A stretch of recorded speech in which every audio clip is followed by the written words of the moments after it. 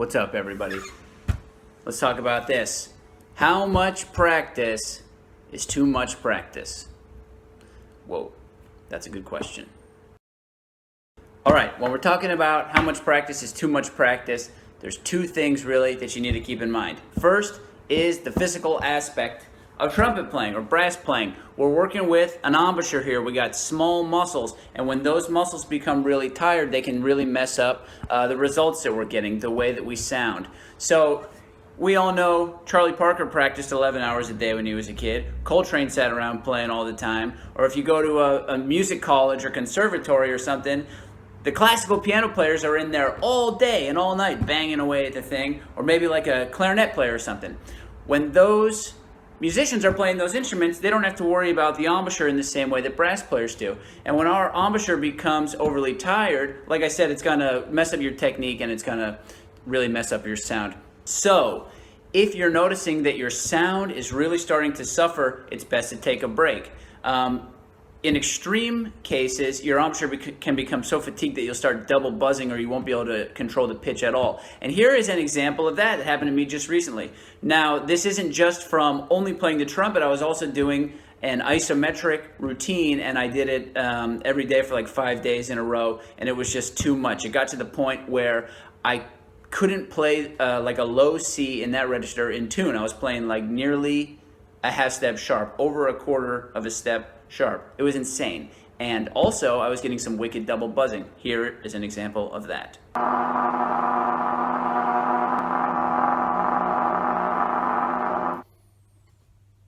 Now, when this happens to you, when you start to notice that you don't have control over the sound anymore, it can get real easy to just kind of get wrapped up in your mind and think that you're losing it, that you suck, that you're getting worse. But the reality is that your embouchure is just tired. So what you need to do then is to give your embouchure some adequate rest. And you can either do that by taking a day off, taking a day or two off, that's not a big deal. Or if you want to keep practicing, then just scale back the intensity of what you're practicing.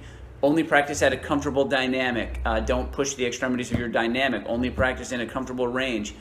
Think about scaling whatever you normally do back to about 50%, and you'll find that after about 3 or 4 days of doing that, then your sound and your facility and control and all of that will come back.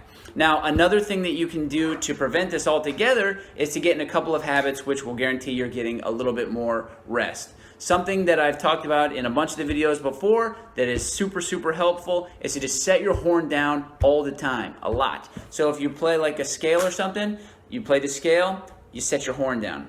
You play something else, you set your horn down. You set your horn down after every single repetition. Literally get it out of your hands. You can set it on your lap, you can set it on the floor next to you, set it on the table, whatever. Just take your hands off of the horn. This is going to basically just manufacture in a little bit of extra rest into everything that you practice, but also not only the embouchure, but also the muscles of your back and your neck and your hands. You're going to give your body a chance to relax, and it's also going to help your mindset. You're going to be able to maintain a more focused mindset and practice from a better state for longer periods of time.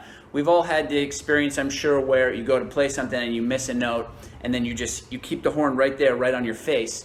And this just is going to, A, tire you out more quickly, and B, it's going to kind of like mess up your mindset, which leads me to the second thing that we're talking about when getting enough rest. And personally, I think this one's a little bit more insidious because it has to do with your psychology related to playing. If you wear out your muscles of the embouchure, you give the embouchure a chance to rest, and basically any of the damage that you think you've done is going to heal, or it's going to just alleviate itself, and when you come back, you're going to have better control. However, if you're always pushing yourself to the point of frustration, anxiety, paranoia about how your chops feel, or just generally feeling negative about your playing, different types of anxieties, be it performance anxieties, actually on stage, or just when you're at home practicing and you're afraid you're going to miss the notes, or just sound bad, whatever it is, when you start to notice yourself having those negative feelings,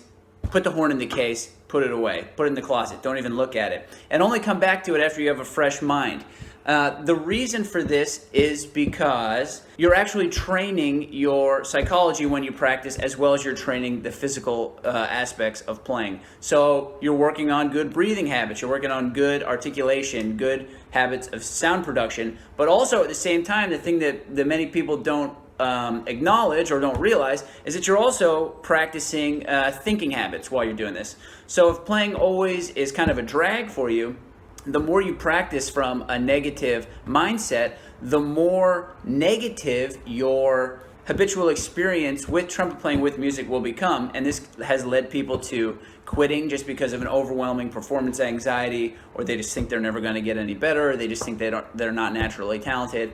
All these things that can kind of hold you back are just simply because you're relating to the horn in that way over and over and over and over again, and you're actually training it, so then when you pick up the instrument, you feel bad. So if you notice yourself having negative thoughts like that, that's a great chance to set your horn down as well.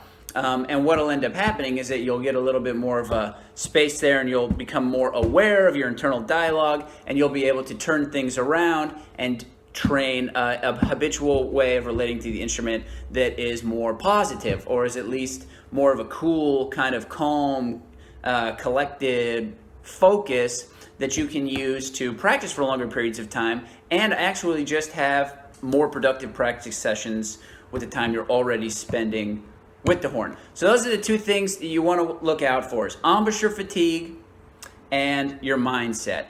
If you're keeping tabs on all that, where you're aware at least of if your embouchure is too tired to go on, you'll get better at maintaining the balance of practicing on tired chops, playing on tired chops, the more experienced you become. But again, just keep an awareness of that, and then also awareness of your psychology, and you will learn for yourself how to get enough rest, or if you're practicing too much. One other thing I'll say is that if you want to practice all day, I wouldn't really suggest practicing for more than about 2 hours at a time. Then after 2 hours, go do something else.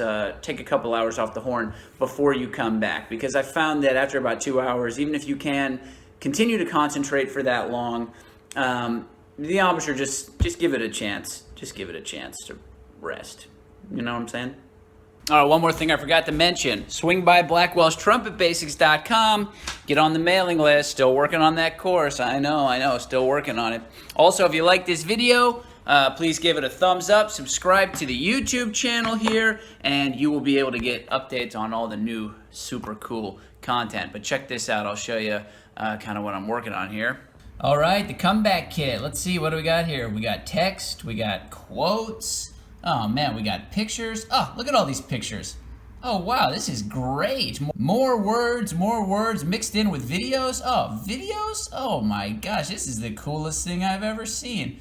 Holy smokes, how could I not buy this? So there you have it, a sneak peek at the ultimate comeback kit, the right habits to get back in shape and on track. So, like I said, give the video a thumbs up if you like it. Swing by blackwellstrumpetbasics.com to get on the mailing list, and subscribe here on YouTube so you can see all the cool new videos. All right, talk to you later. So there you have it, a sneak peek at the comeback kit, the right habits to get back in track. So there you have it, a sneak peek at the comeback kit, the right habits to get back in shit. Wait, what the